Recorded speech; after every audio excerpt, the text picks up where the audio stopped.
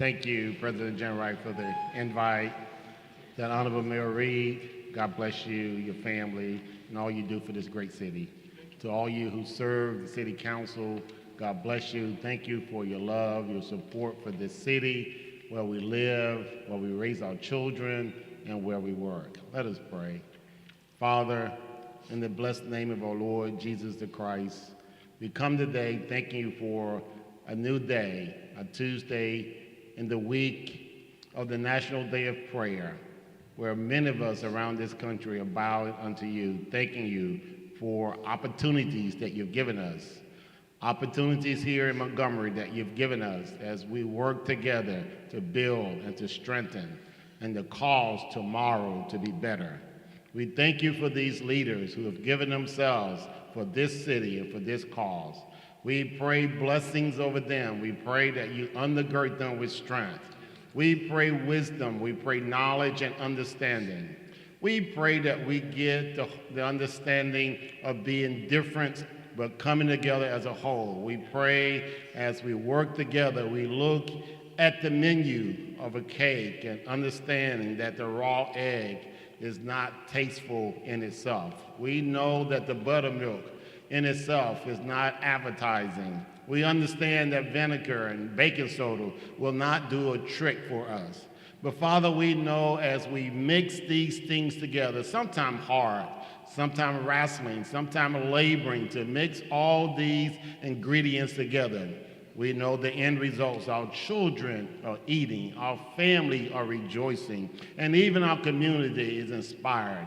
I pray here today that this city and our city will come together and work together, do the hard things to make this loaf of bread that you're purposing here, to cause our city to be all the things that you purpose it to be. We're so grateful that we're not yesterday. We're so grateful for the opportunity that you've given us of today. Bless this meeting tonight. Cause it to cause this city to move forward. Cause it to, for those who see it from afar and watch it online and at home, to be inspired and be hopeful for this city that we live in. Bless us, we pray. All of these things we ask in the name of our Lord, Jesus the Christ. Amen. God bless you. Please follow the pledge, please. I pledge allegiance to the flag of the United States of America and to the republic which stands one nation, under God, indivisible, with liberty and justice for all. You may be seated.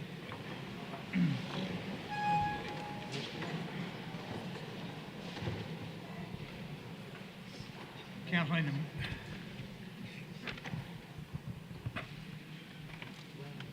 motion on the work session for April the 7th, 18th. Mr. President, move to approve. Have a motion to adopt. All in favor, raise your hand. Unanimous. And a motion on the regular council minutes for the Mr. President, 18th. move to adopt. All in favor, raise your hand. Unanimous. Mr. Mayor, you're up.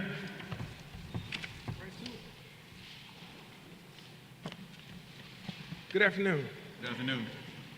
I want to thank Pastor Austin for that prayer. This Thursday, our nation will celebrate the National Day of Prayer. So we're grateful for everyone who's come out to this City Council meeting today as citizens, grateful for the City Council as well as all the members of the City of Montgomery who work to make this city great.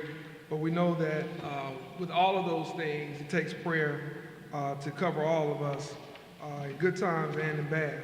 And so National Day of Prayer is a time for people of all faiths across the nation to come together and pray for our communities and our country. And in our community, again, we're blessed to have strong faith leaders like many, like Pastor Austin and Pastor Givens and others who are here each and every meeting that work on behalf of doing what's right by everyday people all the time. So we appreciate their guidance, and we appreciate commitment to our community.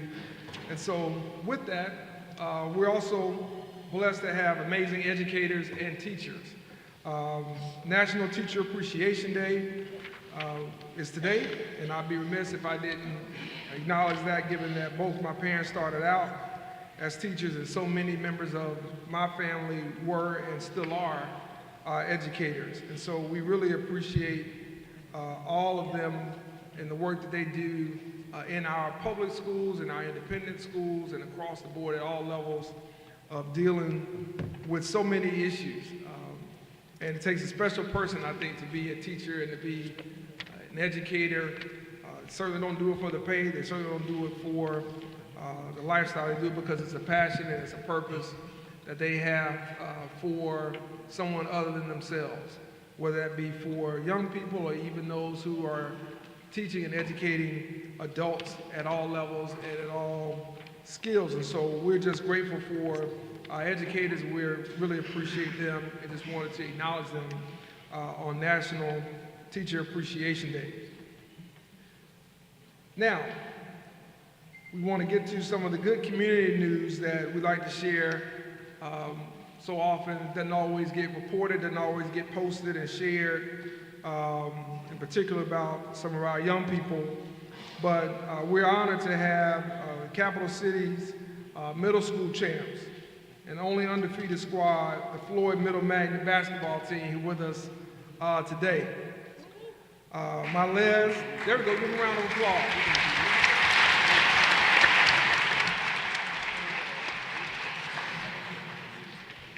We're gonna shout them all out, as well as the coaches who have led them to an undefeated 7th grade boys season. I'm a little bit jealous because I was cut from the C team. So I never got a chance to play 7th grade. I was cut 8th grade and 9th grade. So obviously, that wasn't for me. But these young men have displayed just great character and fortitude, not only on the basketball court, but also in the classroom and in their community. They are great examples of the student athlete, the student coming first. And I'm sure that they saw Steph cooking when he went for 50 the other night. But I heard that we've got some Stephs on this team and some LeBrons and some other guys on this team as well who kind of do their own cooking when it comes time. So I just want to call out their names, and then we're going to ask them to come up and receive a proclamation and take a picture with the city council. But we got Malez, Gordon, Thaddeus Hammonds, Devin Hampton, James Jackson, Adrian Cater, Cameron Levy, Xavier Manigault, Ali Nelson, Leland Roberts, Tyler Searles, Landon Townsend, Jaden Tyus, Ryan Williams. And the coaches, we don't want to leave them out.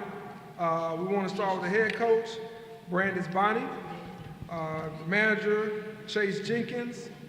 Shout out for the manager, Chase Jenkins.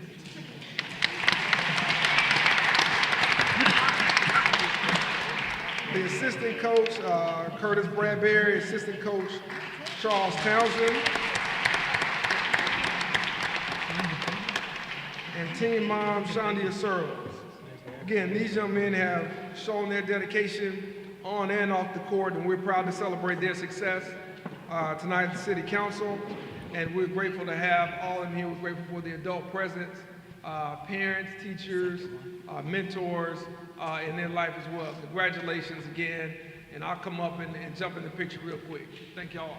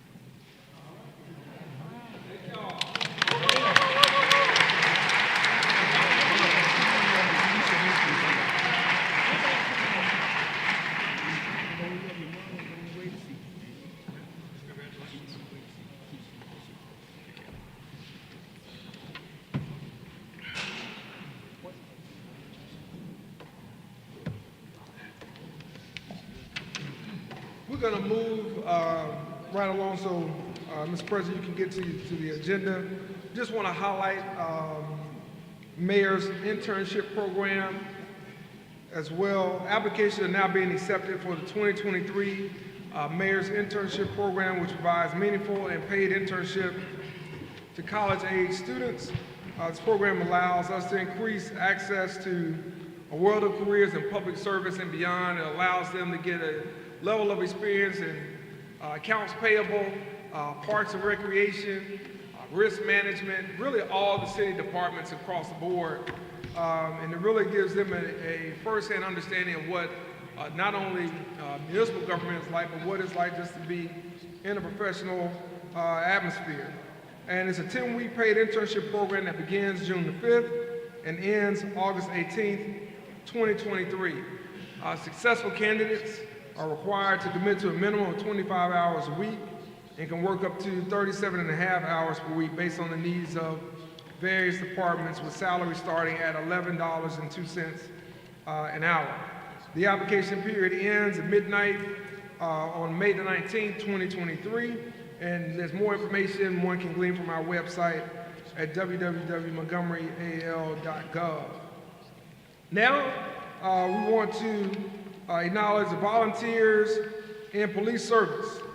Last year, crime in Montgomery fell, and we were excited not only about the hard work that our men and women of the police department continue to do, but the volunteers that continue to help out. And as part of MPD's community increased outreach and engagement, they're actively seeking these volunteers to assist in each and every way. The VIPs, or the Volunteers in Policing program, is a big part of that. And the use of volunteers in law enforcement delivers on several principles: to use the skills, talents, and energy of citizens to support and supplement the internal resources of the department, to build strong relationships with the community by creating an environment in which citizens and law enforcement work together, thus fostering mutual understanding and respect.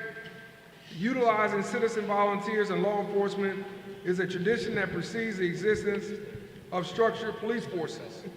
Volunteers in policing can also be viewed as a community policing program that increases citizens' participation and involvement in the law enforcement community. Volunteers may include a variety of persons, including senior citizens, employed persons, as well as Citizen Police Academy graduates. So today we want to thank those volunteers by proclaiming today Volunteers in Police Service Day. Thank you all very, very much. We'd like to ask you to come up to the front as well and take a picture with our city council.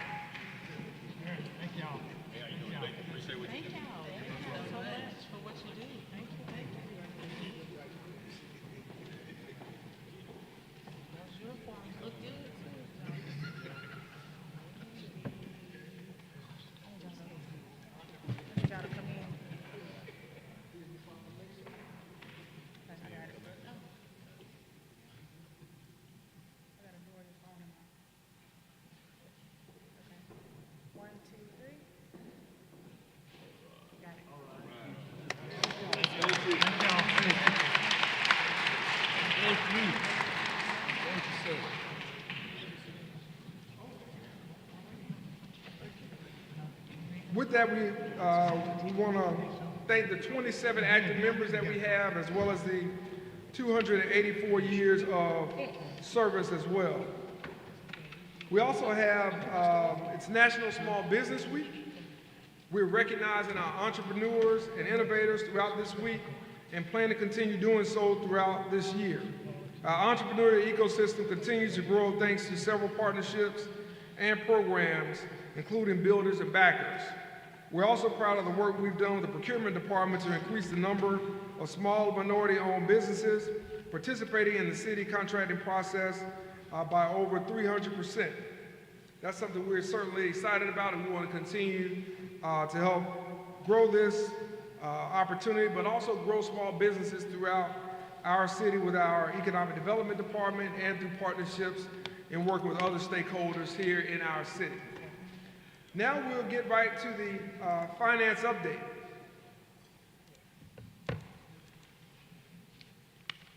On the first slide, we're going to see the sales and use tax revenue reflects a positive growth year over year of slightly 7%. Revenue from sales and use taxes increased about $500,000, or just over 4% above April 2022. It appears that revenue growth in this category is now trending at pre-pandemic level. Next slide.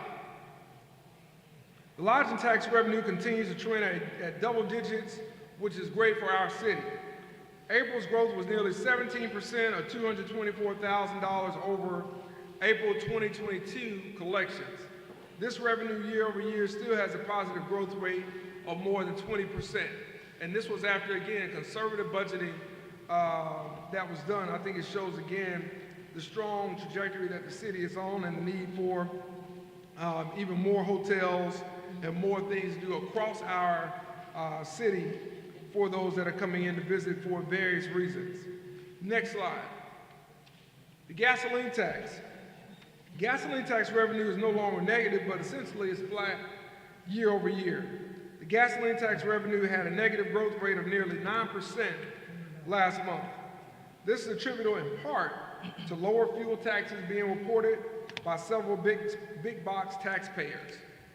It is anticipated that since summer vacations are on the horizon, tourists will be traveling more in and around the city. And hopefully some of those summer travelers will help bring in an increased growth rate for this revenue source. Next slide. The alcoholic beverage tax revenue reflects a positive growth rate of nearly 1% for the first time since January. Overall, the alcoholic beverage tax revenue continues to have a negative growth rate of nearly 2% or less than $2,000 compared to the same period in fiscal year 2022. Not much of a negative growth rate there, but negative nonetheless. We do plan to have projections on how revenue collections and expenditures in total are trending compared to the budget at the next council meeting. The budget process is also about to get underway for fiscal year 2024. Cabinet members and department heads will have access to their budgets within the next few weeks. The CFO will be addressing the budget in a memo as we get closer to providing access to those departmental budgets. And so with that, there's one other part of the mayor's message. I'm going to ask Chief Albert, who I thought was just behind me. Mayor, Yes. I got you there. What's the effect of the grocery tax on our sales tax? All this stuff going on at state level, talking about eliminating grocery tax, what's that do to us as a city? That's a good question, one I don't have the answer to. Betty, you want to address that? About the potential of the grocery tax and the reduction of that? Yes. Okay, it's my understanding that Put it back, man. I'm sorry, the state's portion of the sales tax is gonna decline 2%, and it'll be so much per each year. But as far as what we're going to be getting, that should not affect the city of Montgomery. You know, We wouldn't drop ours? We get 3.5 cents to the dollar. So I'm not expecting that to cause a big So effect. we would leave the 3.5 on groceries also? I'm sorry. We would leave the 3.5 cent Well, it's on the groceries? state that is reducing their amount. I'm not understanding that it's gonna take anything from what the city's gonna get. Now, until that legislation is passed, we can't put the numbers on the paper. I'm misunderstanding that? I thought if the state didn't tax it, we couldn't tax it either. Well, I haven't seen that in print, so Yeah. is that what your understanding is, Mayor? Do you know anything Right. about that? Not yet. Until it passes, we won't really know We anything. sell a lot of groceries in town. I just make sure we don't Yeah, lose but I that was money. thinking it was on certain items like. Our sales tax look real good. Right. And groceries make a big part It of won't be everything in the grocery store, just certain items. Certain items. Yes, sir. Yeah, you won't have it on beer and stuff like Huh? that. You'll still, You still have So to we pay ain't tax. doing no alcohol anyway. It's groceries. Except meat and Yeah, potatoes I'm worried about. My understanding, and we'll bring this back not only to the council but for the public, the next council meeting, is that there's a lot that has not been worked out yet with Okay. the grocery tax. And it will not be all items, and how it impacts municipalities is still one of the things that not only are they kind of concerned about, but also obviously as cities and towns, there are many others who rely on that. So I think we all would like to see that for those who are struggling, but it's a matter of how do you make up those revenues potentially that you would lose for a lot of communities that really depend on that. They don't have the lodging tax, they don't have the tourism and things like that we have. So it's a lot still left undone, but I'll bring back an update for the council and for the public at the next meeting. Sounds good. And I asked Chief to come and address the council as it relates to some of the things we talked about on the cabinet call around the traffic stops and then any other information he'd like to share. Thank you, Mr. Mayor. Thank you, City Council. When I came in just over a year ago, I committed to each of you that I'll be transparent and hold my team highly accountable, and I think we've demonstrated just that. Last year when I came in, we ended the year with some significant crime reductions. First, notable is the reduction in homicides, and where we were seeing increases in homicides all over the country, including all of the major cities in Alabama, we did have a reduction in homicides. That's not to say there's not much more work to do, and we are working very diligently every day to stop the violence in our city. But to go along with that, we've had reduction in overall crime, violent crime, and what we call Part 1 crimes, which is some of the lower level crimes in our community. But that is simply because of the hard work of the men and women of the Montgomery Police Department. But I would just like to say thank you very much to this City Council, the Mayor, his administration, for supporting us in all the ways you have. And I'll just talk about some of the support that you have agreed and helped us to get to where we are today. So we needed new in-car cameras. We needed those cameras because the technology we had was old. Antiquated, outdated, we couldn't get them updated. We asked for it, you all together as a team granted that. New body-worn cameras, they are coming in, actually in here now, we're starting to get those outfitted into our offices out there in the field. We look at what's happening around the country and workplace violence and school violence and just school shootings and all these other, massive incidents that's happening around the city. We have patrol rifles. With our men and women out there on the streets, they're in. We're going to train on them and get them out there in the field so we can stop issues before they multiply. We have new units for patrol units. For our gang unit, we have new patrol units ordered, and they're slowly arriving. New motorcycles, that's ordered. We have that on the way. We're the first in the world, not the country, but the world, to have the new taser systems. Axion came in. We were happy to be able to make that purchase. We looked at what was out there as far as the best technology.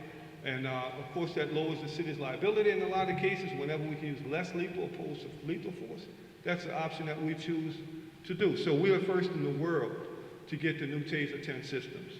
Very impressed with that. As you see downtown, around the downtown section, you see the T3s, that's the three-wheel scooters, if you will.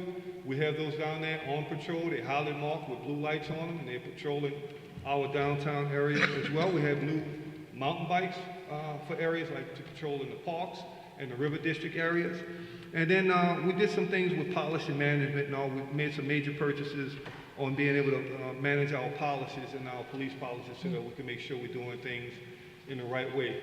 But I say that to say, I thank you all and the mayor and his administration for supporting us and giving us the tools we need to have the successes that we had in 2022, and as we continue to have successes and decreases in major crime in 2023. I'll go into the traffic. Last year we worked quite a bit of fatalities. This time last year we had 13 traffic fatalities, and that's far 13 too many. This year we had 6. So fatalities have been cut in half. And that goes right along to the amount of red light cameras we did. Last year was over 70,000 red light citations issued. And so far, year to date, we had about 20,000 red light citations issued. But I'll talk about that personal contact, that officer to violator contact where a citation is put in the violator's hand. For 2023, 4,247 citations, with 643 of those being speeding tickets.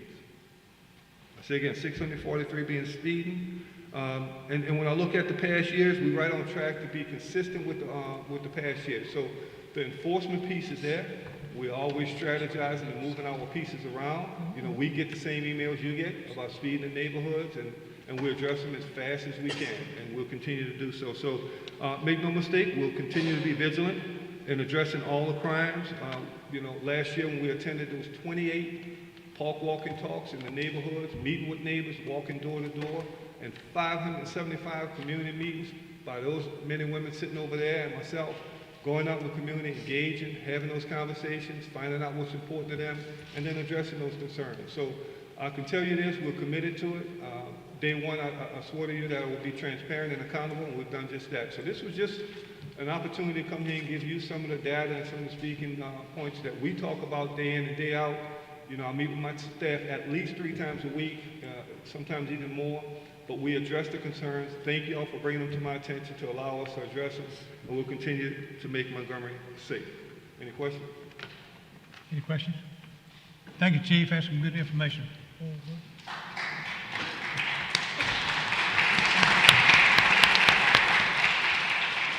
Mr. President, that concludes my report. Thank you. Thank you, Mayor. Okay, Council, I see we had something here.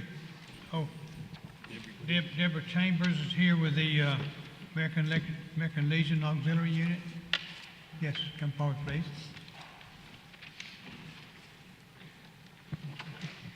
Good evening, Mayor Reed, council members. Thank you for having us here tonight. My name is Deborah Chambers. I'm from the American Legion Unit 2 here in Montgomery. We're the oldest unit in the state, and we're very, very proud of that. For those of you that don't know what the American Legion Auxiliary does, our main mission is to service our veterans, our active duty and our active duty family members. We have a national flower that we refer to as the poppy. You may have seen it in years past. The poppy is significant, and that is what we use to remember our military members that have passed away. We always pass these out during the month of May, and we're not doing it tonight. Normally we ask for donations, and what the donations do is stay in the local area, and it helps us to aid our veterans. So if Heather could approach, we'd like to pass out the first poppies of the year to the mayor and to the council. Mayor.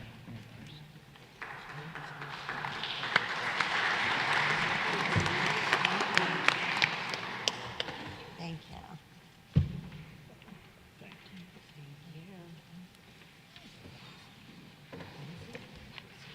Thank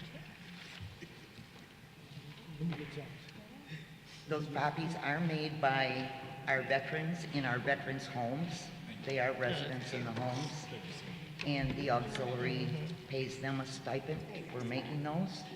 So they're all local. We hope you'll wear them proudly and help us honor our veterans this month. Thank you. Thank you so much. Good luck to you. Thank you. Okay. Madam Clerk, first item. Mr. President, item 1, resolution contributing $500,000 to United Way for the Flatwood community. Mr. President. Yes, sir. Susan was here earlier. They've got all their stuff from United Way. I know I sound like a broken record. She says they've started going through it. They need to make sure it's all follows everything that they've got to do as far as legal. So she said she would have it in 2 weeks, but they did get everything from United Way. Okay. Item number 2. Carry it over. Carrying this over to the next meeting. Mr. Pruitt. Mr. Pruitt.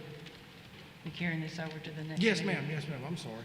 Item 2, hearing on proposed ordinance rezoning one parcel of land containing 4.66 acres located on the south side of Alabama River Parkway, 1,600 feet southeast of Lower Wetumpka Road, from an R50 district to a B3 district. Good Yes, ma'am. evening. The Planning Commission took no action on this. They made a motion to approve. There was only 5 members there, and only 4 voted to approve it, so there was no action taken, and Mr. Hicks appealed. Okay. All right. Your name for the record, sir? My name is Grady Hicks. Okay, great. This is a public hearing. Anyone like to speak against this item, please come up. Yes, ma'am, come up. Ms. Angela. This is a Ms. public Angela. hearing. Anyone like to Yes. speak against this item, come up. Yeah. You can come over here. I have,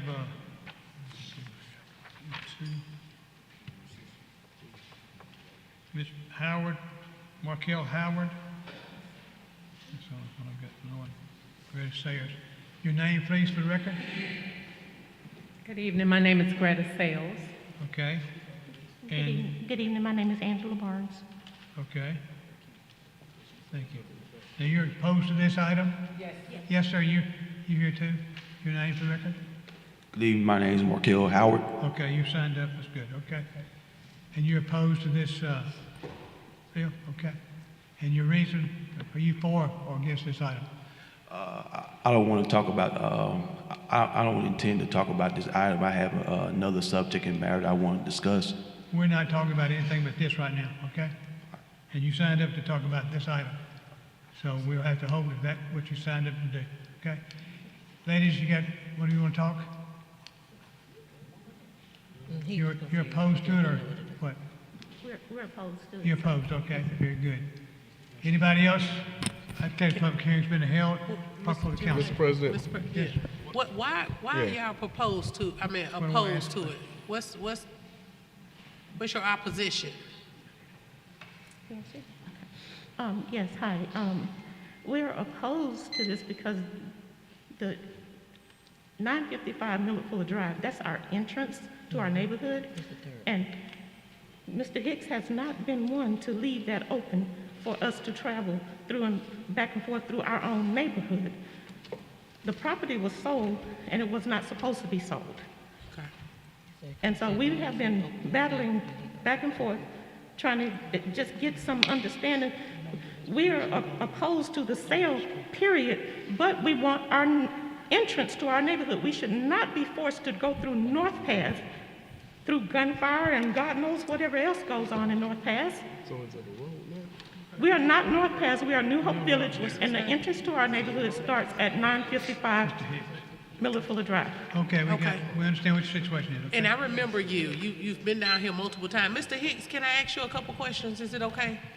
I recall Yes, ma'am.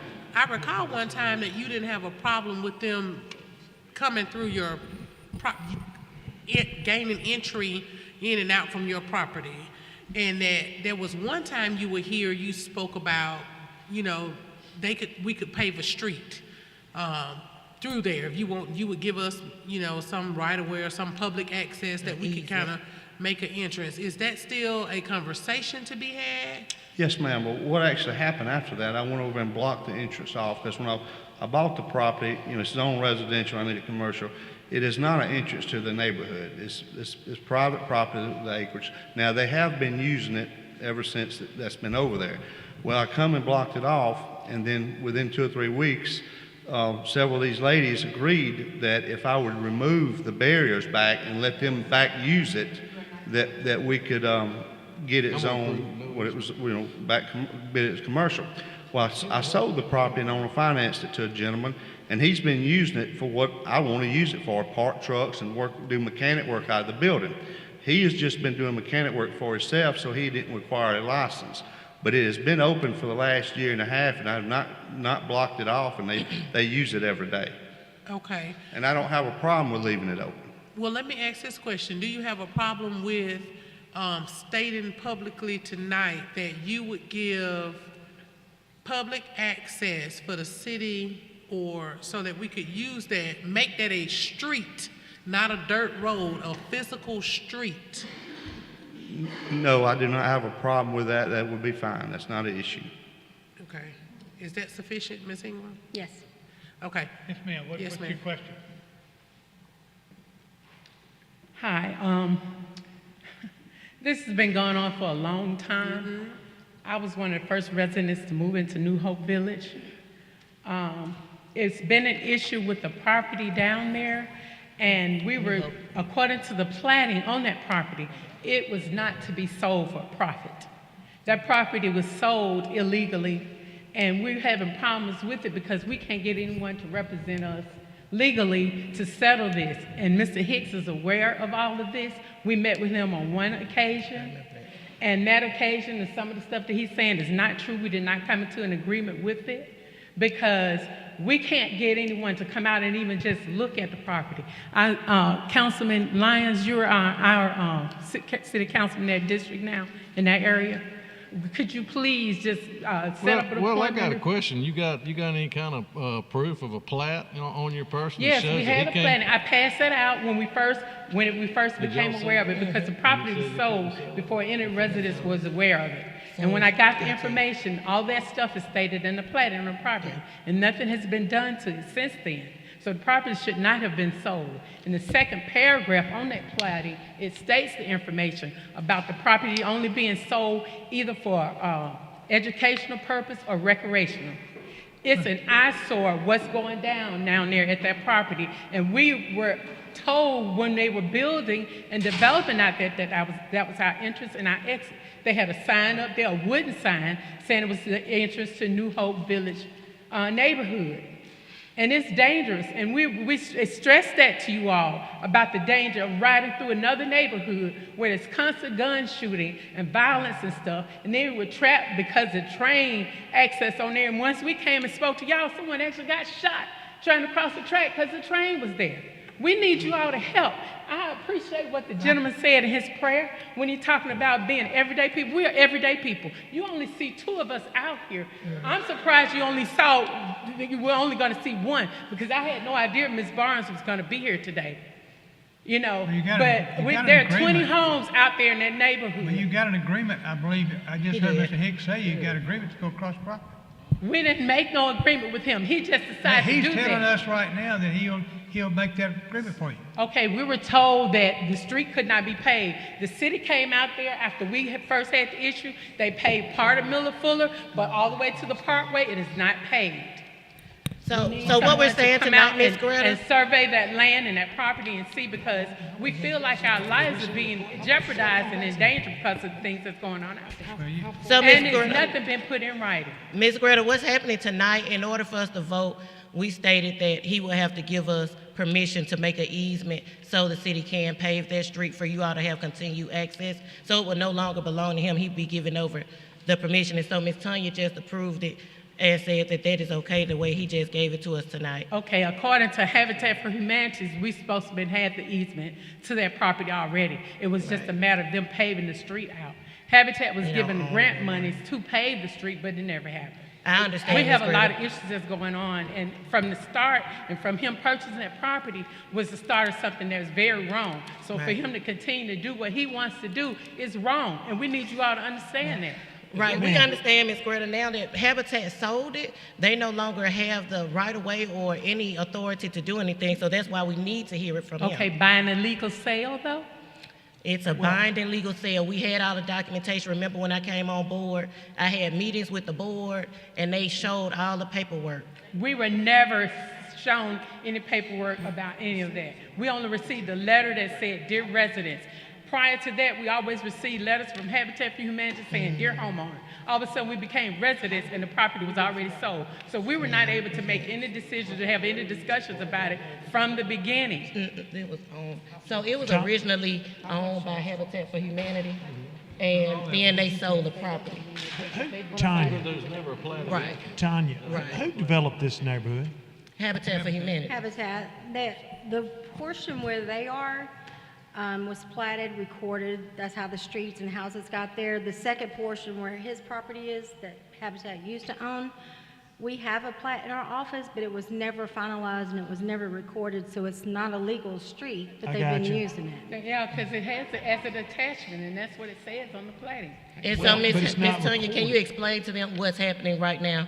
What we're saying, that since it wasn't legal, and now that he stated it publicly and officially, what can happen after tonight? He would, if he's agreeing on record to give that access to make it a public right-of-way, once it's recorded and becomes a public right-of-way, he can never do anything with it. It will always be a public right-of-way. You understand? It's good? We were promised the property to have a community center put there, a place for our children to go. We and can't play. control that, Ms. Greta. That's not our ownership, but we're working on the road for you. That was According to Habitat. the letter we got from Habitat, the city of Montgomery allowed it to happen, and the city told us that they weren't aware of it when Mayor Strange was over there. He said he wasn't aware of it. Right. I couldn't speak to that. Mr. President. Yes, sir. I have a quick question. Tanya, once that becomes public record, do we have to take control of this street? Do we have to, It would become public right of way. and then we can actually go in and pave that? Yes. Right. How long is that process? It's the matter of getting a survey done, submitted to our office. Planning Commission has to approve the plat, which creates the Right. street, and then pave it. Okay. I Now, have another question. we gonna please. survey it? City gonna survey it? I'm not sure if the city's gonna do it or Mr. Hicks is gonna do it. I have a question. I don't think In he's gonna do it. surveying that property, are they gonna test for underground water? Because we did find out that water's underground, and I mentioned that to you all before as well. That's it. That's not a question I can answer. Okay. All right. Do we need to talk about who's gonna pay for the survey before we leave here tonight? Do we need to have that conversation? That's up to y'all. We did. Yeah, we can. We should. Give it to us, I mean, If he gives it to the city has to do that. So, city council, councillor number 2 stepping up to the plate saying he got the bill. Is that what you're saying, Brittany? Okay. Okay. All right, how much all the right. survey gonna cost? Well, we'll get a bill. Well, is Chris here? Yeah, Chris here. Oh, he's outside. We'll get with Chris and we'll get a bill and we'll split it. I'll join with him and Okay. he'll pay for it. Okay. And District 4. We need to get it to where, you know, the end result is they wanted an entrance, Right. Yeah. Yeah. Right. and that's where I the can't hear end result needs to what be. you're saying. I say the end result is all these years you've been wanting a dedicated entrance, right? Yes. Yes.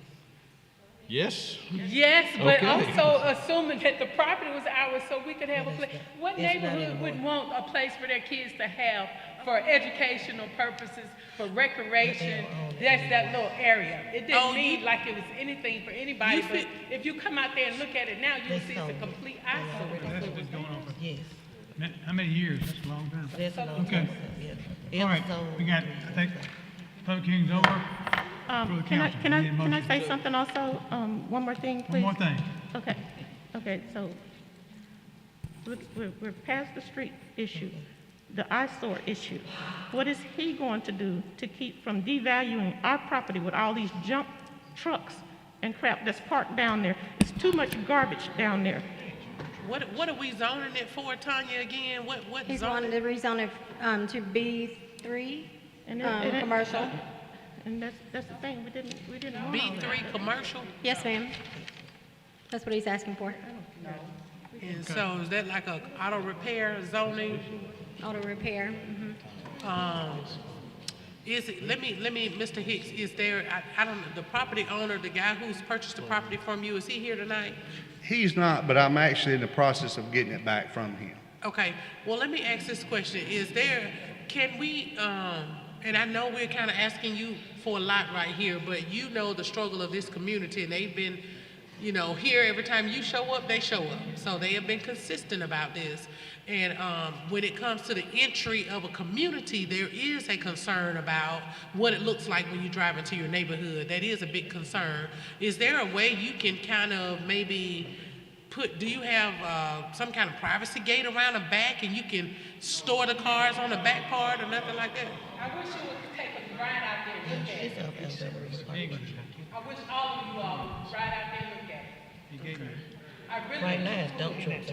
I'm inviting you to, I'm asking you to, I'm begging. That's what it looks Even like. Mayor, Okay, I wish They got we dump talked to, trucks out there. call. I need a motion. And the public hearing? Yeah, public hearing's over. It's on to the council. Okay, You wanna? make a deal. Move to suspend the rules. No, need a motion to approve. Motion approved. All in favor, raise your hand. Well, before we vote on that, I want us to, can we make sure that the record is reflecting we're approving this hinging With him upon giving that right of way. that street? Because we definitely want, I can't see the community not being able to have Yeah. gain access. That's got to be Yeah, a part of it. He already said that. He's agreed That's in the that record. grant a section to the city. Mr. Hicks, you say you're taking the property back from the person who has the dump trucks? Do what, ma'am? You're taking the property back, you're seizing the property from the guy who has the dump trucks? Yes, ma'am, I'm in the process of getting it back. So what are you from gonna him. do with it now?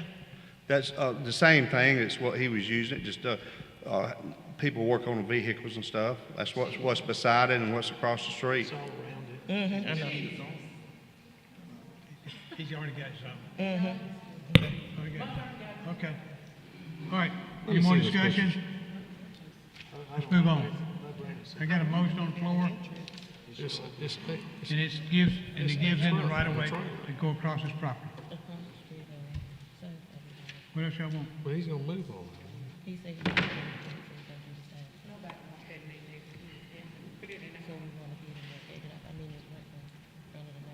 you want to carry it? Hey, Mr. President. Okay, let's go. Mr. President. Yes, sir. What can we do with it, with Can we this? just move to carry this over? Hey, just carry. Let them work out. Yeah, you work the deal out, yeah. Go out there and see where. Yeah. Come on, I'm gonna carry this over.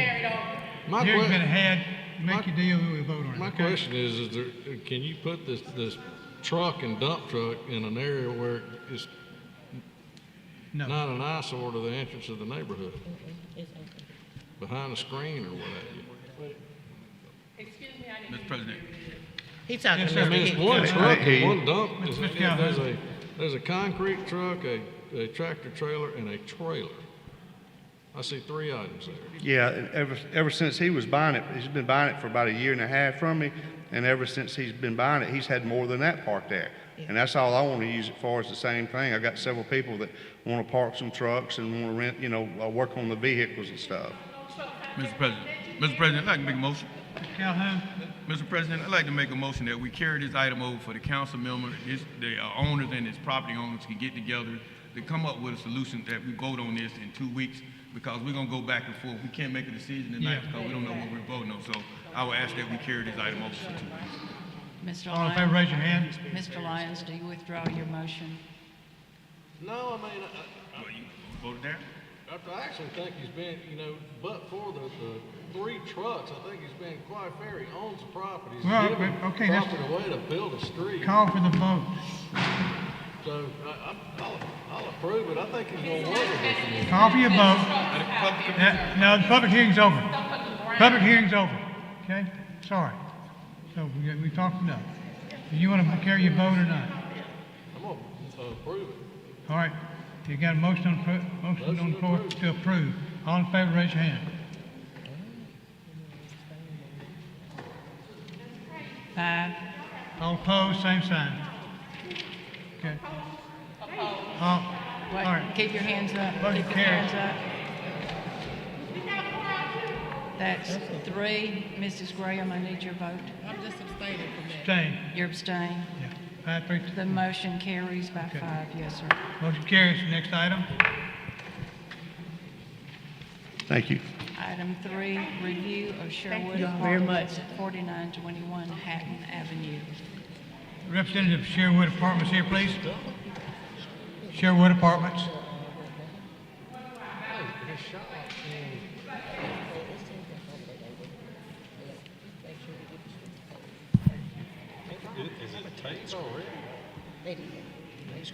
Ms. Graham, your name for the record, sir? Saul Becker. Ms. Becker. Ms. Graham? Tell me your last name again. Becker. Beckert. Okay, Mr. Beckert, how are you today? I'm good. How are you?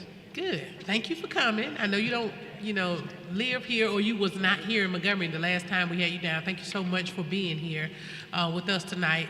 Can you just tell me where we are on the security? I know Major Armstead spoke with you, and I spoke with you, and we just kind of want to know, have we found a security company just yet? Where are we? And I know you were looking into it, but I just kind of want to know where we are. So we were looking into the security companies. They had security in the past. But when we were looking into it, we found out that it seems like they were just hiring a security company to put a Band-Aid on the actual issues. Right now, we're in the midst of putting out the tenants that are causing issues. Right. Instead of just getting security and letting these tenants stay there, we recently took over the property. So we're in the midst, I think right now we already have 7 that went out, that moved out. Two more should be moving out this week. Okay. And there's a bunch more that have violations, HUD violations, lease violations, and usually when you give a HUD violation, they don't want to lose their housing. So they usually listen to that.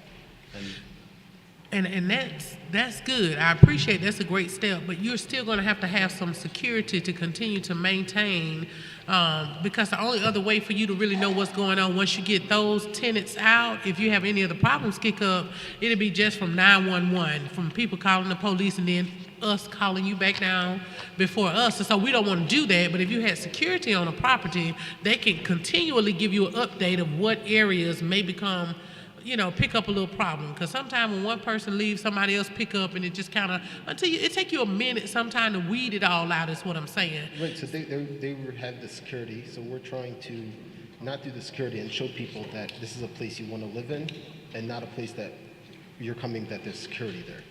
It gives it a different feel, the complex. So you're not planning to get No, security? we will. We're looking into it. With the previous company that they had, I believe, I was Okay, told wasn't that a good one. They hung out with them, so we're looking to see for a decent security company if we could get one. What's the time frame on when you think you'll have a company selected or have vetted every company? I don't have an exact time frame, but we're looking for it. We're looking for one. I need a time frame. I need you to tell me in 30 days or 60 days or something. And the reason why is because that area is still problematic for the community around it, as well as for you. And you're a new business owner, so I'm not trying to say this is your problem. We know you didn't create it. You acquired this problem because you purchased that business, that apartment complex. I understand that. And so we want to work with you. But you've got to give me a time frame, because I need to be able to tell the people when they call me that, hey, they're working on it. And give them 60 days, give them 30 days. They should have somebody out there to kind of make you feel safe. When I had people saying, is Major, she's not in here, is she? No, she's not here. But I had people telling her that they were afraid to come out their homes with their children, and that's just not the environment people should be living in. It's one thing when you have an environment where you have, the roof leaking, or you have mold in the house, or the appliances not working, the air not working. Okay, that's something we got to work on. Put a little money in it. But when it comes to life and death, crime, when it comes to violence, when it comes to fear for your life, that's one of those issues that the city has determined we will step up and figure out how we help you be better, or how do we, eliminate the problem, because it's got to stop. We've got to do something. So I need a time frame. So from my understanding, also, it's a lot of visitors to the property. So with getting those tenants out and having them move, those visitors shouldn't be coming anymore. And also, when we call we're going to have to work hand in hand with the police department, that when we call them, that they could actually do something to make sure trespass these people, or to see that these people don't come back onto the property. I still need time frame. I could give you 60 days, and we could be in touch. We could be in contact. Tell me what's your hurdle to getting a security company? What is the challenge for you to do that? Because for me, it would be just simple, let's vet them. Let's see who's a good security company, who has a reputation in the community, they do this type of work, we can use them. But I'm not a business owner of a large complex like you have, so I don't really know what that looks like. So what's your hurdle? Just finding a good one. I know the police department has an off-duty thing that we're looking into. Yeah, but that can't be a security company. MPD, is anyone over there, are y'all connected with any security companies that you recommend? They don't even recommend anyone. They don't recommend anybody? Mr. Mitchell, Councillor Mitchell, I know you have a lot of properties. Do you have any companies that you could? Mr. Mitchell, Councillor Mitchell, he's going to give you a couple companies. If you would take them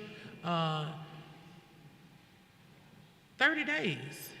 Let's do 30 days, because from the time you purchased it to now, we 60 days or so in, and we've been talking about, well, I'm not going to say purchased it, but I've been at least 2 months in a conversation with you about security. So let's try that. What about your camera system? Is there a camera system still out there? Yes. Is it up and running? Yes. Is it being monitored? Yes, so anytime there's an issue, we go back and see who causes the issue. Who's monitoring the camera? Just your office? Do you have a... Just the office. We didn't hook it up with the police department yet. Okay. Is it hooked in with MPD? Not yet. Are you working on that? That's on the list to do, yes. Okay.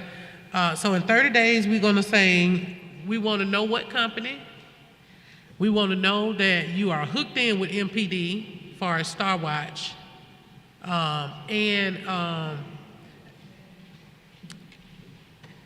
And then it may be, beneficial to actually have a monitoring company that kind of monitors your security system. I don't know if that's how that works or not. Is that how that works, Councilor Mitchell? So after the last city council meeting, one of my people physically went out to the location and looked at their security system. It's managed by an IT company off-site. Okay. So we're in communication with them. However, we have not heard back from them. We reached out to them that day, talked to them the day that Sergeant Lowe went out there. However, they have not reached back out to us since that day. Okay, okay, but there is a company. Do you think that system is set up that Star Watch could link in? It absolutely is. Okay, good. So we just need to get you linked in 30 days. Yes. Okay, is 30 days feasible It can be done time frame? tomorrow if they make contact with us. Okay, can you make sure they make contact? Or the company has to? Whoever manages your camera system. Okay. Can you make sure I will work that on they? that, yes. Okay. Has it quieted down in the past 30 days? Sir? Have you gotten as many phone calls as you've been getting in the past 30 days? With that, You got I don't it know. covered. I don't know what we've had. The record I have is a little beyond 30 days. I don't know if I have PD calls on this property in the past 30 days. No one has that, do we? I have something a little further back than 30 days, but I do have some calls. I'll give it to you if you like it, just so you can see. Can I give him this? It has addresses on it, so I'm not sure if I'm allowed to give.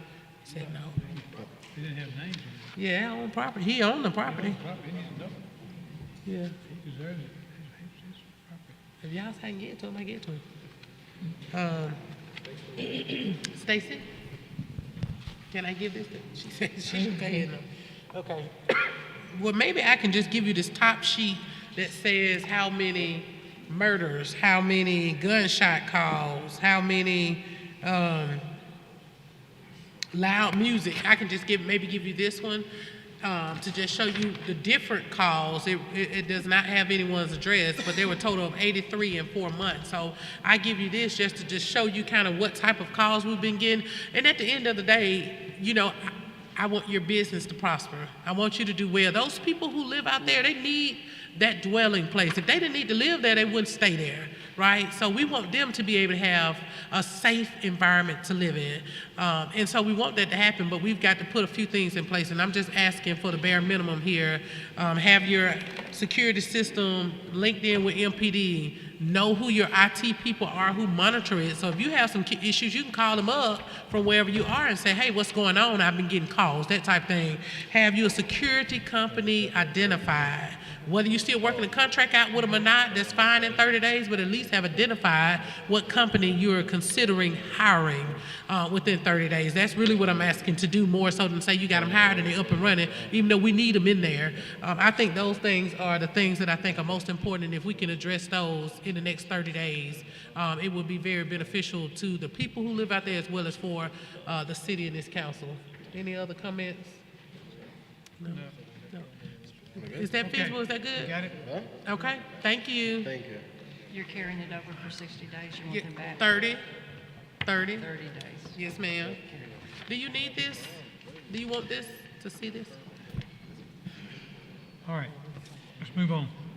Item number 4, public hearing on proposed ordinance establishing the Okay. Citizens Police Review Board. All And right, Mr. we President, have, I'm sorry, Mr. President, with the council's permission, we have an expert on video on Zoom. Is it okay if he goes first? That'll be fine. All right. Can we have his name? wait, I have a question. And they're all signed up. Rodney Jacobs, is that who you're talking That's about? his name, yes, sir. Okay, I have a, Mr. President, I'm sorry. And Eddie, you have an expert, but I also wanted Stacy, because she wasn't here at the last meeting, she did give us a brief understanding of what this is, because the young lady who came up and spoke with us at the last council meeting talked about the crime in her community, and we know this ordinance has nothing to do with crime. And so we want to just make sure people clearly understand what it is. So and I don't know if that should go first or the expert should talk first, I'm not sure, but I do want Ms. Bellinger to give us that same small spiel that she gave us a month ago. Ms. Bellinger, she's not on here. Oh, there she's sitting over there. That's Stacy. Oh, I'm sorry, Stacy, I'm sorry. Yeah, she here. Okay, let's go. All right, go ahead. We'll take the video first. That might explain a few things, okay? I can go after the community members. I'm in no rush, so it's really at the will of the commission. Attorney Jacobs, you can go ahead. Okay. Good morning, everyone. My name is Rodney Jacobs. I'm the executive director for the City of Miami Oversight Department. I've been doing this work now for a little bit over a decade, and our oversight entity has been in existence for almost 20 years or so. So I understand that you all are considering some legislation in order to start your own oversight department. I'm also on the National Associations of Civilian Civilian Oversight of Law Enforcement. It's our national board, of which I serve as a national board member with a host of other experts around the nation. So I'm well equipped and expert on all matters of oversight, and I'm really just here to answer any questions that anyone may have as it relates to oversight. No matter what vantage point you're looking at it from, I believe that we're all on the same team here, whether you're a community member or police officer or retired officer or legislator or community representative. I think all of us are kind of in this together in order for us to have just a police department that represents our community and also upholds safety for individual officers. I think oversight in and of itself is one of the best ways to ensure that the police departments have a place to go when there's issues in their community, as well as community members as well. I think it's one of the surefire ways to be utilized as a tool for our community members to understand what policing is like, and for police individuals within the police department to understand the community perspective as well. In Miami now, we've seen just great individual efforts over the course of our 20-year history with oversight to help hold our officers accountable when misconduct does arise, but also for us to innovate our police department as well. We have numerous programs here at the city level as well as in the county level, to include our Citizens Police Academy, that really gives us some of the most world-class police officers within the nation, but also allows us to dispel bad apples within the ranks that tarnish the policing effort in general. So with that, I'm here to really just answer any questions that you may have, or talk to you a little bit more about our way of doing oversight here in Miami if you have questions relating to that effort as well. I couldn't hear your name, but could you repeat that for us, please? And then could you just tell us about the oversight in Miami, the tenure of your board members that are on the oversight committee, and just how that's worked out for you over the 20 years? Yeah, my name is Rodney Jacobs, and so our board members serve 2 3-year terms, so for a total of 6 years. The civilian oversight here in Miami, like I said, has been operating for 20 years with some ups and some downs, but mainly ups. Over the last at least 5 to 6 years, we've integrated and innovated a community police mediation program, which allows for us to do lower level discourteous cases in a way that allows for a community member, a police officer, to talk about the issue that occurred with a trained mediator in ways that allows for a better community policing effort. We also do investigations. We do investigations either simultaneously at the same time or in conjunction with the police department, depending upon how we get the complaint in our office. Individuals are able to file complaints in our office either directly through a third party or anonymously.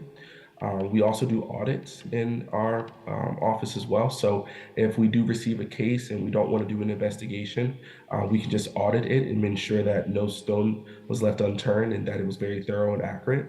Our office also does revisions and edits to police officer departmental orders, and SOPs to ensure that best practices are being utilized across the board for all members of the police department. What our panel does and staff is that we take new policies that the police department wants to implement, we revise those, or we offer new policies based upon best practices, and allow the police department to review those and refine them as well.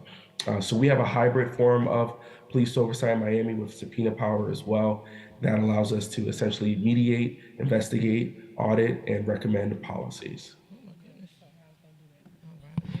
Okay, thank you. I think we've heard enough of that. Okay. Stacy, can you We got give plenty us of people want to talk. I got a question. Well, can Stacy give us a quick, because what he talked about, those powers I haven't seen and what we have, and so we want to be clear. I don't want anybody to leave out here to, think that what we'll have will be subpoenaing power and all of that. So it's not quite the same. So we want to just make sure everybody clearly understands it. I think you got Stacy idea. gave us Stacy, go ahead. quick, snippet of that. I've spoken. Yeah, no, I've read over the ordinance there in Montgomery. I was just answering the question about our department, I believe it was. And I want to be clear that any form of civilian oversight, although it may not be like ours, is still a worthwhile endeavor, and I think could be very useful for the community at large. Thank you. Ms. Brown, I got a question Ms. for Bellinger. Mr. Jacobs, if I could. The Yes, sir. board, the members of your oversight board, what are their backgrounds? Do they have backgrounds in law enforcement procedure, or what have you, to be able to qualify them to overlook a police department and its procedures? It's not required, but all of them, including my staff and me, all have some sort of law enforcement background. I myself, I'm actually I'm in the military. I've been in the military now serving for 10 years. All of my investigators are former police officers. On our board, we have one individual who was appointed by the police chief. The other remaining 10 or 11 or so, some do have law enforcement backgrounds just by profession. Others are just community members. We have everything from, a lunch lady cafeteria, a lunch lady in schools, to lawyers and just business members. So we have a good wide range of individuals that represent our community, but at least as it relates to our staff, all of which most have law enforcement experience in some respects. Okay, that sounds good. Thank you. Ms. Bellinger, please.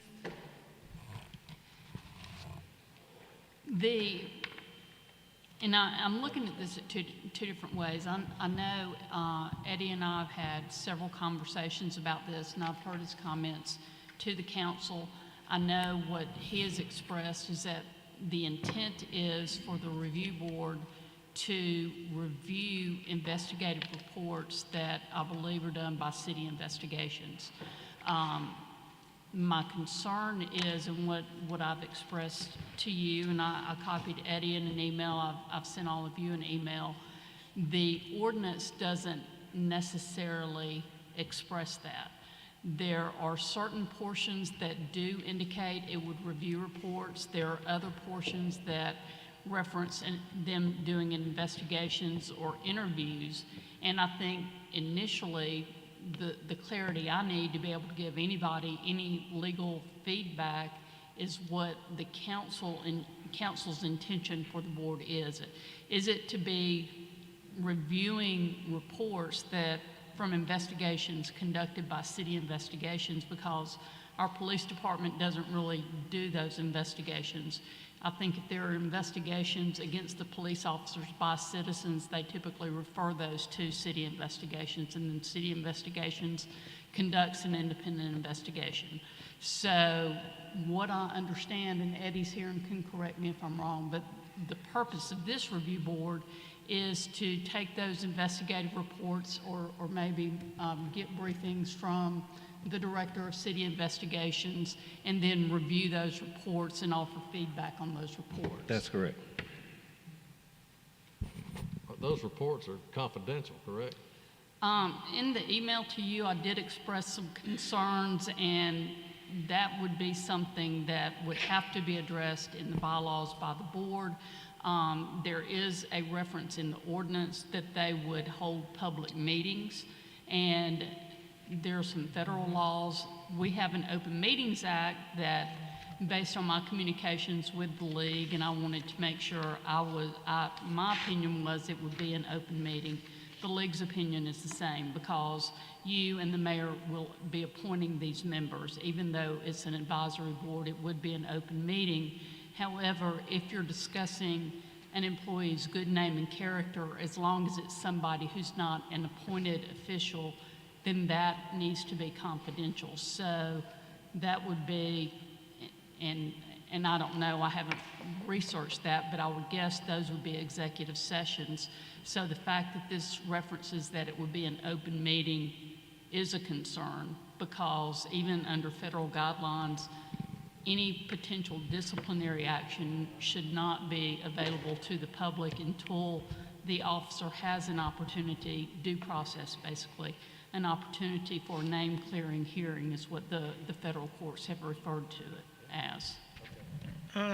Thank you, Stacey. Jacobs, Mr. Jacobs, could you Yes, tell ma'am. us, could you hear our city attorney? Yes, I heard portions of it, yes. So we're talking about open meetings, the Open Meetings Act, and confidentiality of the names and the investigations, and what that will look like with it being open to the public. How have you all dealt with that in Miami? Yeah, so I think I heard the city attorney talk about some federal guidelines. I'm not aware of any guidelines of that nature that she spoke about insofar as the confidentiality of police names. In fact, outside of what the Supreme Court has said that obviously police officers don't have any affirmative duty to protect individual citizens.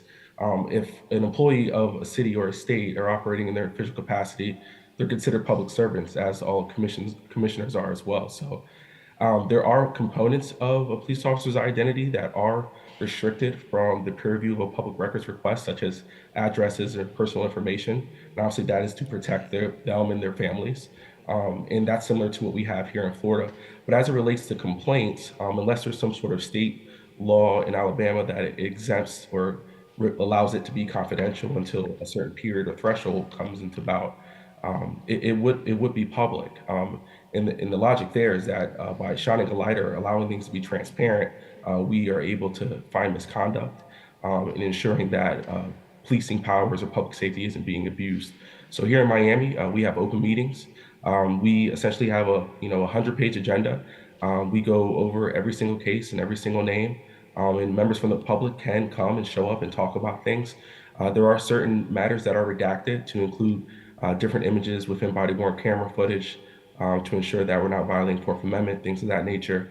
But as it relates to names, people, badge numbers, same as if a police officer would be walking down the street, their name, image, and likeness is public unless there's some other confidentiality provision. But typically there is not, from my experience. Thank you for sharing that. Okay. We got a lot of folks want to talk this afternoon.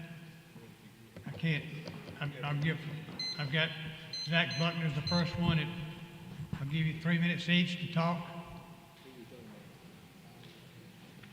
After Zach's up, Angela offered. Yeah, Angela. Good evening.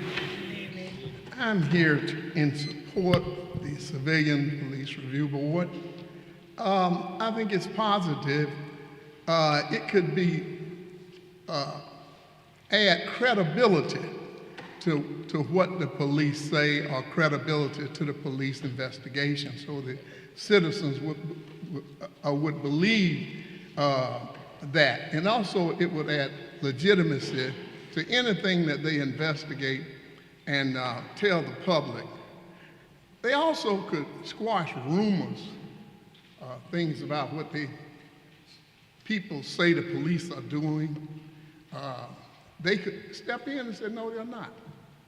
They can defend the police. They can support the police at the same time when we're talking about the negative aspect that they may have on the police, and I don't think it will be, because we are going to assume that the police is going to do everything right, investigate everything and do everything right. So there won't be many cases. Only thing it will do is support the police position, and the community could have more trust in the police and their actions. When you have civilians that the people trust and look up to, say, this is what happens, and this is what the result is, and this is why these policies are necessary. Sometimes when police are doing things or instituting certain policy that may that may agitate some of the public, the review board can review all of this and add credibility, legitimacy, and support for the police. Thank you. Okay, Angela.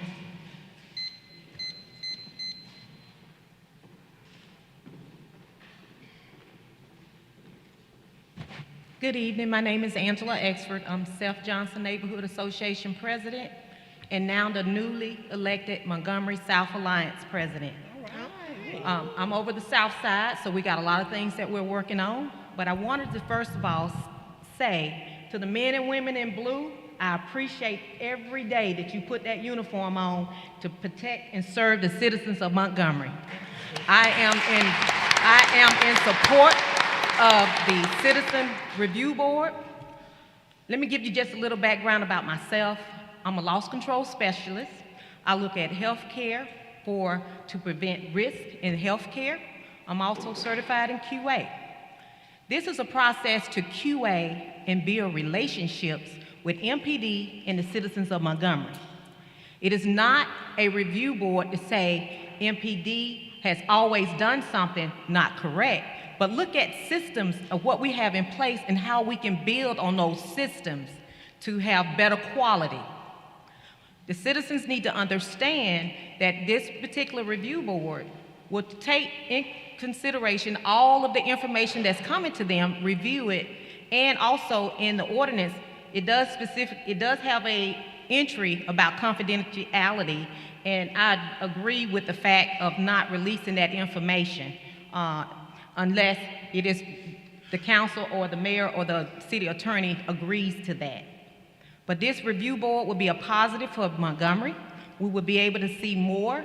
And when you have a QA process, when you identify an issue, you put systems in place for resolution, you have evaluation of your system, and if we need to go back to the drawing board, we can.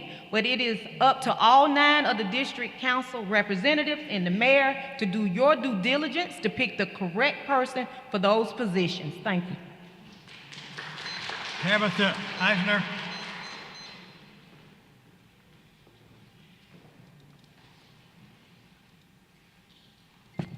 Good evening. Good evening. I stand to speak in support of the Citizen Police Review Board. You know, the heart and the health of a community is measured by the trust between the citizens and its government. That relationship is by no means guaranteed. We don't have to trust you, and you don't have to trust us. But as in a marriage, so it is here. Trust happens when people speak honestly to one another, when they listen, when they are willing to reflect on ways in which they haven't done things exactly like maybe they should have or meant to, and when there's accountability for bad behavior. A number of recent events have threatened that trust between our community and our government. Greg Gunn,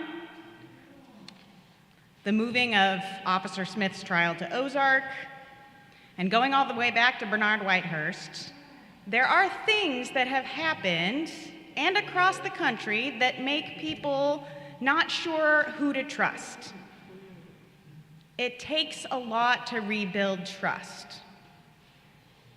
Moreover, the state Supreme Court decided that police body cam footage is exempt from public records. So we don't have police body cams as a guaranteed source of information either. All of these things break down trust, making it harder for our police department to have a good relationship with this community. Rather than sweep those issues, those very real concerns under the rug, I appreciate that the mayor is doing something and suggesting a real action to help rebuild trust between the government and the people. We're not always going to agree on what should be done, on what the appropriate consequences are. Of course we're not. We're all different people with wildly different opinions. But the idea that we would have people with a law enforcement background sitting down with people that don't have a law enforcement background and building relationship with one another and sitting together to review what's going on in our community and with our police department, that would be so meaningful to the people in this community. It doesn't solve all of our problems, but it's a solid first step in communicating to this community that you're listening and that you want to hear from the people about how we can make things better. That's why you got on City Council, to listen to people and figure out how to make this a better place where citizens and leaders work together and trust one another. I hope you'll support this effort. Joe Purnell, please. Joe Purnell.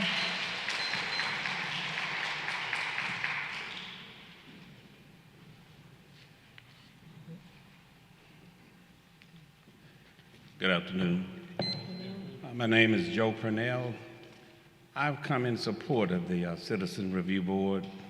At one time, this police department was all white and all male. Since that time, it has evolved.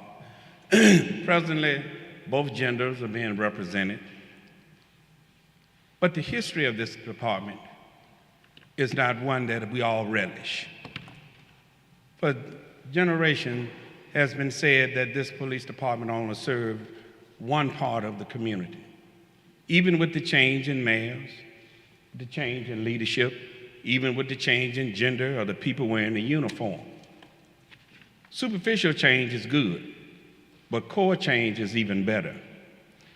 This Citizen Review Board would be an opportunity to garner and to try to reestablish the trust of the community within the police department, not to control the police department, not to even attempt to advise it, but to be ever present and vigilant. Because citizens, we are being policed, but we are not being a part of the community, even so we are called citizens. And so therefore, what I'm asking for is a proximate goal. Establish the Citizen Review Board. You can work out the mechanics later. We got all the time left. But opposing it is not good. It is necessary in order to garner the trust of the community. Because without trust, you're not going to make any progress. All right, Frederick Spike. Frederick Spike.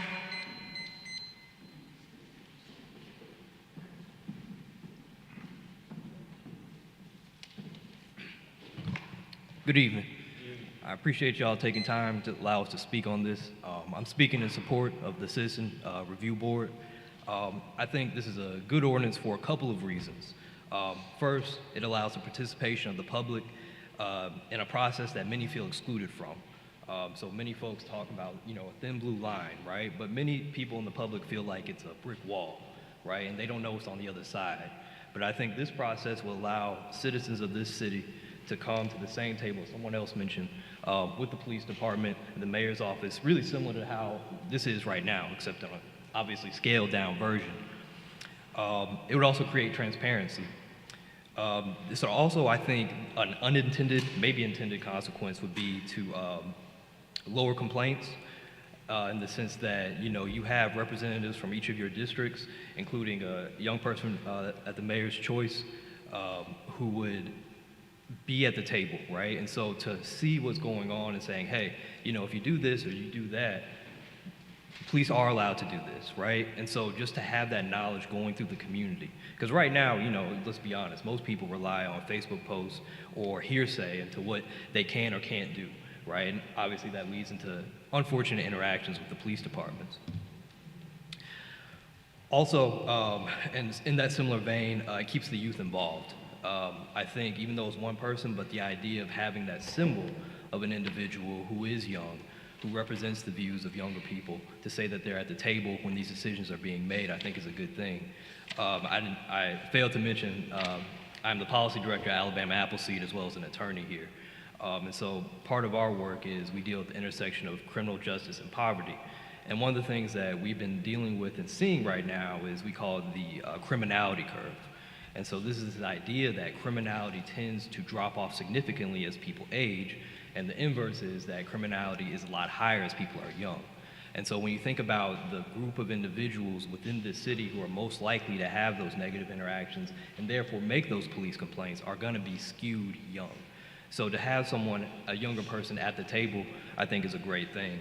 And then lastly, and this might be a bad word to some of you, but I'm gonna say it anyway, but I think it gives a chance to put the city on a map as one of the more progressive cities, moving forward together, moving forward towards a future goal.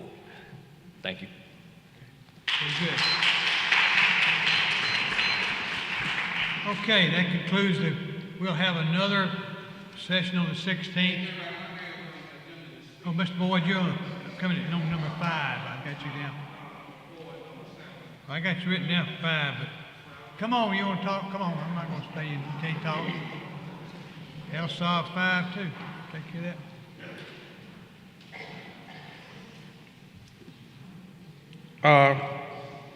About 18 years ago, this item came up for vote. And it was voted on racial line 5 and 4. And Jinright, you was a part of that. Thank you. They called some names, but I'm gonna add some more names like Ricky Walker, Samuel Iverson, Samuel Day, Greg Gunn, Bernard Whitehouse, Bernard Whitehurst. And there's many, many more, all black. I just saw how y'all voted on item number 2, which showed that the whites still in control. And you can tell the tone of the question that they asked the gentleman on the screen, that some of y'all still in the same thinking pattern that police officers are supposed to do, what they are doing. I heard Audrey Graham trying to tweak it to say that we don't need this because she don't think she's black because she's part of the Republican Party, which is okay. I thought, wait. Let me speak now. Mr. Boyd? I'm speaking. Mr. Boyd? No, I'm speaking now. Don't take on people's names, You can't. okay? You got a subject to talk about, talk about. That's my council person. No, sir. You talk about the subject, okay? It's sad that we got to still talk about, do we need a study for a civilian review board? It's just sad. 18 years later, and now we still doing a study. So yeah, we still doing a study. We still got to tweak it. We still got to do this and we still got to do that. I just hope that this don't get carried over. I hope that this don't be tabled. Just like y'all did item number 2, y'all forced yourself on, y'all made these people have dump trucks in their community with the assistance of the council in district number 4. I got 3 minutes. Don't say that. Let me speak. Now, I thank the mayor. The only reason we haven't had marches and protests in the city because we got new leadership, which is a sign of new change. The Jim Crow days are over. We commend you, Stephen Reed. You said that you wanted to be fair all across this city. No different what the zip code may be. So yes, the police department have changed, but you're not going to be the mayor always. So when the next person comes, at least something will be in place to let black people know, those who have been beat, those who have been killed. I watched Greg Gunn case for 5 days and how his supervisor got up and lied, saying that he did this and he did that, but she's still part of the police force. Yes, we need a civilian review board. Absolutely we need it. And every black should be jumping up after all the videos and after hearing all the audio. Y'all know what's going on. Just do the right thing. Time's up. Thank you. Okay. All right, number 5, carry over, we'll have another public hearing on the 16th. And then number 5 will be carried over until that time. Number 6. Mr. President, item 6, application for a rental hall event center doing business as Flavor Event Center at 546 East Hatton Avenue. Representative of Flavor Event Center here, please. Flavor Event Center? I guess not. Okay. What you want to do, Mr.? Yes, Mr. President, the applicant wasn't here last meeting either, so, and we have an issue with a lot of event centers, and I have an issue with this one, so I'd like to make a motion to deny. Have a motion to deny. All in favor, raise your hand. Unanimous. Resolution is denied. Item 7, application for a lounge retail liquor class 2 package license doing business as Spirit and Wine, 3447 Norman Bridge Road. Ed Fleming's here for number 7. Mr. Boyd's here for number 7.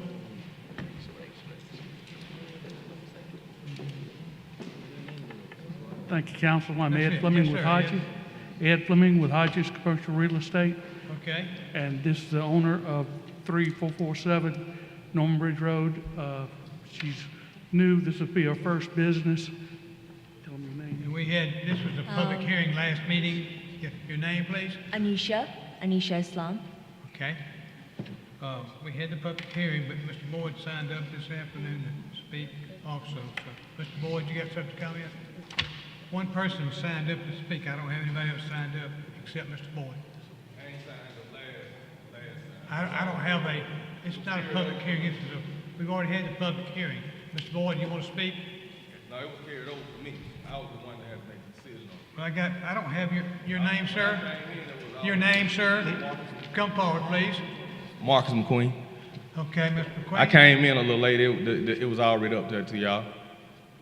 And give me Oh, a it was vote. carried, yeah, I signed up last time. It was carried over for, we were supposed to have some kind of meeting or discussion or something about the package store, like I told y'all last council. I was trying to do it about a year ago, and I was denied. Came to the agenda, nobody ain't came out. Clay carried it over.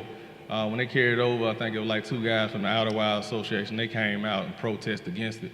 But a year later, 30 yards away, they trying to open up the same exact thing, and like I said, I was denied. Ain't nothing changed. I mean, are you in business now? Yes, I'm still there. I'm right there on the corner, and I brought a couple of the neighbors there with me because they didn't even come and ask them about anything. You're for this item? No, I'm not for it at all. I tried to do it 30 yards away last year. They denied me. Yes, Mr. President. Very good. Yeah, thank you, Marcus. We did speak, and we did set a precedent over there for the safety and the welfare of the community to deny your package store. So thank you for speaking. Okay. All right, I need a motion. Oh, but yeah, you need, I mean, this the neighbor right here, so right in front of this address, she would like to speak about something. At least they could have gave her a notice or You want here anything. to speak, I got more on this speak. Y'all are all opposed to it, is that correct? Good afternoon. Mr. Boyd. I only got one person signed up here. Go ahead, you can have a minute, okay? Good afternoon. My name is Angela Cameron, and I live directly across from where they're trying to make the liquor store. I think it'll be very uncomfortable. A lot of traffic could be there. I got a 78-year-old grandmother, and we live there. You know, it'd be a lot of traffic going through there. I don't think it'll be a good idea. And I'm not the only one that feels that way. Apparently, that under circumstances, others had other obligations or jobs or, you know, and couldn't make it today. But I came out to speak on it. Okay. I don't agree with that. Thank you. Mr. Boyd, you got something to say? Yeah, I'm speaking on the behalf of my mom who stayed behind the liquor store. Now, McGinnis, we can bring liquor stores into our neighborhood, but when the community come out, we supposed to vote no, according to his theory. Because I came down here about 8 months ago to try to build a car lot. So I would like to hear the same venom come out of District 7 that the people spoke, just like the 2 people spoke that stopped me from development. These people said they don't want liquor stores in their community. My mom said that she don't want liquor stores in her community. So I just hope you stay the course. I did some homework. This property had to be rezoned. This property had to be rezoned from R1 to B2 with a little trickery in it just so they can come in and open up something like a liquor store. But when I tried to get rezoned to a car lot, you denied me along with council lady in District number 4. So I just ask that you stay the course and vote no on this ordinance. I recommend that the council vote no because we can bring liquor stores in the black community, but we can't bring development. Okay. Wow, that was loud. Don't need any more? Okay. Okay. Time for the council. Yes, for the safety and the welfare of the community, make a motion to deny. Have a motion now. Mr. Jinright. What you got? I just made a motion to deny. Raise your hands, council. What you got? 8. Okay. I've already talked to him. Mr. Lyons? Abstain. You abstain. The motion to deny carries. Motion denied. Sorry, Can I just say that the property was zoned office before, and then it was zoned to B2, which is the correct zoning, and it also complies with the city ordinance 39-2020 for package stores. So all those things, the property meets the criteria. So I understand. thank you. Thank But you. just give us a chance. Thank you for the clarification. Thank you. Thank you. Okay. Item number 8, resolution obligating American Rescue Act funds to the Parks and Recreation Department for new construction of a community center. Number 8, okay. Got it, Mr. President. Okay, Mr. Mitchell, go ahead. Mr. President, we did a study when it came to Levitate. Levitate said that District 6 would be good for a community center. They did not speak exactly where. I have spoke to the mayor, and I will ask the mayor again to please speak to the superintendent, Dr. Brown, because if they are building a gymnasium, we just want to make sure that we have some input on something that we need for a polling station, Wi-Fi, that our communities can host meetings. Also, Mayor, you and I talked offline one time about looking into the nursing home. I think you said that you would, just ask them, and that would be a nice meeting place if MPS did not want to come to the table with you and just give us a concept on what the gymnasium would look like. So I will ask that the council just carry this over. I do want to give the mayor the opportunity to talk to the superintendent, and so the residents can know that we have at least something that's coming into District 6. Number 9, okay, carried over. Yes, sir. Item number 9, ordinance allowing sworn officers the ability to work off-duty to enforce a traffic flow for the city. Pruitt. Hey, Mr. President, in talking to Marche, we're gonna put this into Public Safety Committee and see if there's not some things we can't figure out, so I'm gonna put Okay. that into committee. So moved. Thank you. Okay. Item number 10, review of 2827 West Edgemont Avenue, owned by Tammy and Cornelius Jackson. Okay, Tammy and Cornelius, let's see, they signed up to be here. I don't see them here. Are they here? Tammy Jackson, Cornelius Jackson, you here? I don't see them. What we do, Ms. Glenn, at this point? All we can do is send another letter. Because they don't have a business license, do they? No, ma'am, I think they provided me with their home address, and I sent it to their home address. So you did speak with them? No, ma'am, I did not. Oh, No, they a didn't. business license provided to the home address? Yes, ma'am, business license deal. It's the motorcycle club on Edgemont. It's inside the neighborhood. They ain't got no license. She said because it's so safe. Social. Okay, number 11. Can we send another letter? Send another letter. Sure. You want to carry this over to the next meeting, and then send another letter for the next meeting? Yes, ma'am, because it ain't a license to threaten them with, so. Got nothing to threaten? Yes, ma'am. Item 11, ordinance amending ordinance number 1-2023 to change NC from the Drum Theater to the Wilson Community and Athletic Center. Need a motion to suspend the rules. Motion to, President, go ahead, sir. motion to suspend the rules. All in favor, raise your hand. Unanimous? Move to approve. All in favor, raise your hand. Unanimous. Ordinance is adopted. Item 12, ordinance consenting to the disposal of certain real property by the Waterworks and Sanitary Sewer Board. Motion to suspend the rules. Okay, motion to suspend the rules. All in favor, raise your hand. Unanimous. Motion to adopt. All in favor, raise your hand. Unanimous. Ordinance is adopted. Item 13, resolution obligating American Rescue Act funds and receive funds through an intergovernmental agreement from the Montgomery County Commission for certain joint Montgomery Thrive programs. Motion to suspend the rules. Mr. President, move to suspend the rules. All in favor, raise your hand. Unanimous. Motion to adopt. All in favor, raise your hand. Unanimous. Resolution is adopted. 14, resolution obligating American Rescue Plan funds and transfer funds through an intergovernmental agreement to the Montgomery County Commission. Mr. President, move to suspend the rules. All in favor, raise your hand. Unanimous. Move to adopt. All in favor, raise your hand. Unanimous. Resolution is adopted. Item 15, resolution approving broadband study and sewer engineering services for the Montgomery Thrive Initiative. Mr. President, move to suspend the rules. All in favor, raise your hand. Unanimous. Move to adopt. All in favor, raise your hand. Unanimous. Resolution is adopted. Item 16, resolution authorizing participation in the Main Street Alabama program. Mr. President, move to suspend the rules. All in favor, raise your hand. Unanimous. Move to adopt. All in favor, raise your hand. Unanimous. Resolution is adopted. Item 17, application for a restaurant retail liquor license, doing business as Rumor's Kitchen, 3447 McGee Road. Representative.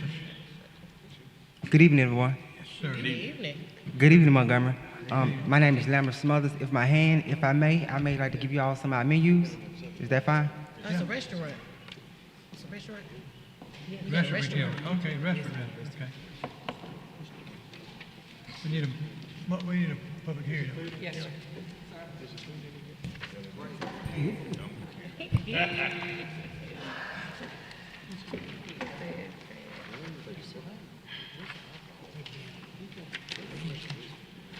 Okay, your name for the record, sir? Lambert Smothers. Okay. This is a public hearing. Anyone would like to come forward and speak against this item, please come forward at this time. Seeing none, if that public hearing's been held, it's proper for the council. I got a question. Yes, ma'am. It's just Monday through Friday? No, ma'am, I have the hours of operation. So the hours of operations is 1 second. Oh, the phone. Oh, you got two phones. You got it. Okay, here we go. The hours of operation are Monday through Thursday, 11 a.m. to 10 p.m. Fridays and Saturdays, 11 a.m. to 12 a.m. And on Sunday, 12 noon to 10 p.m. Okay, so 12 o'clock midnight, your latest night. Okay. Yes, ma'am. Okay.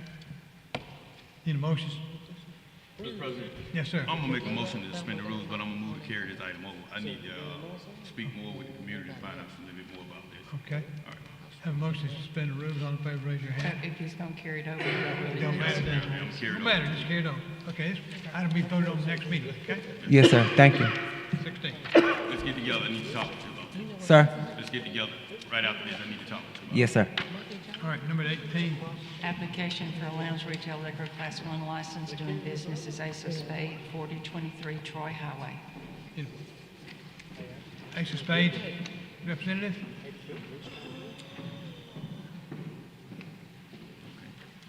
Your Good name- evening.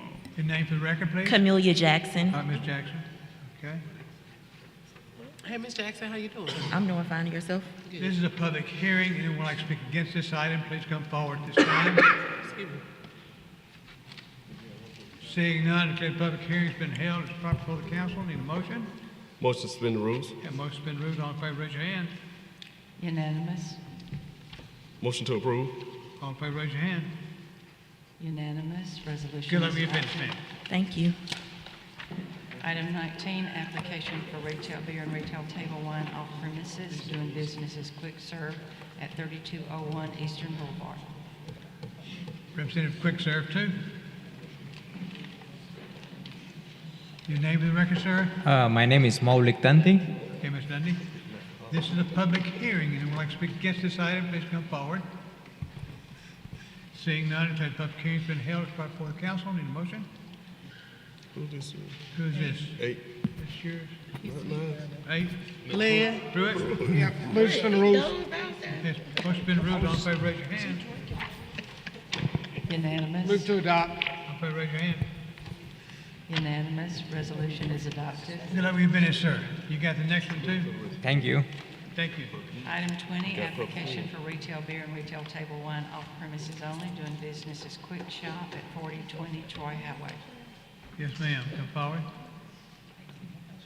Your name for the record? Rachel Mendoka. All right, Richard. This is a public hearing. Anyone would like to speak against this item, please come forward at this time. Seeing none, declare the public hearing's been held. It's proper for the council. Need a motion? Motion to suspend the rules. Have a motion to suspend rules. All in favor, raise your hand. Unanimous. Motion to approve. All in favor, raise your hand. Unanimous. Resolution is adopted. Good luck with your business. Item 21, application for retail beer and retail table wine off premises, doing business as Wow's Food and Beverage at 4449 Norman Bridge Road. Representative of Wow Foods and Beverage here. Wow Food and Beverage. Representative. Jazz. Nobody's- We carried over there now. Carried over. Need to have a public hearing. Yeah, this is a public hearing. Anyone like to speak against this item? Please come forward. Seeing none, guess nobody cares about this item tonight, do they?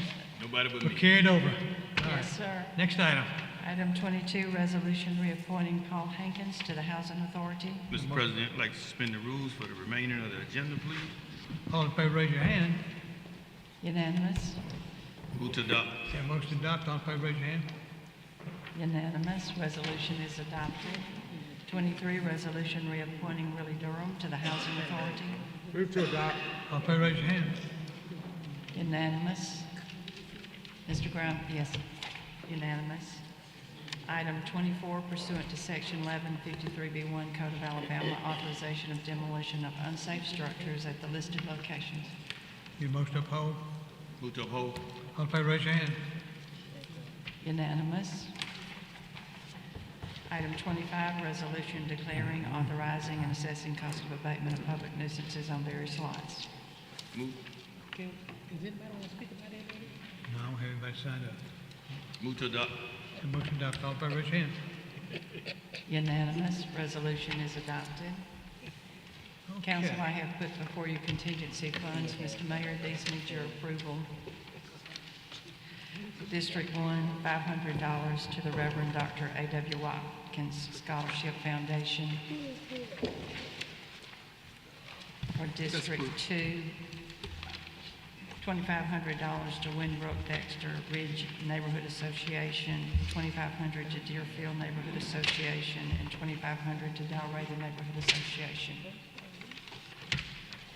And for District 9, $1,500 to Mercy House, and $500 to the Reverend Dr. A.W. Watkins Scholarship Foundation.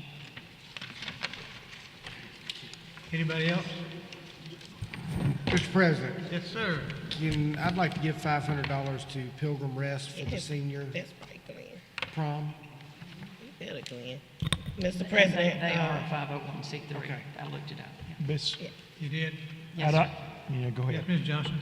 Mr. President, I'd like to give $1,000 to Pilgrim Rest for the senior center. I thought you agreed to Anybody else? 1,700. Nah, I told him Glenn to do it. I'll give 500 to Pilgrim Rest. Okay. Add that to District 2 as well, if I got it. 500. 17. Tell Glenn to give 17. I don't have any more mine. Anybody else?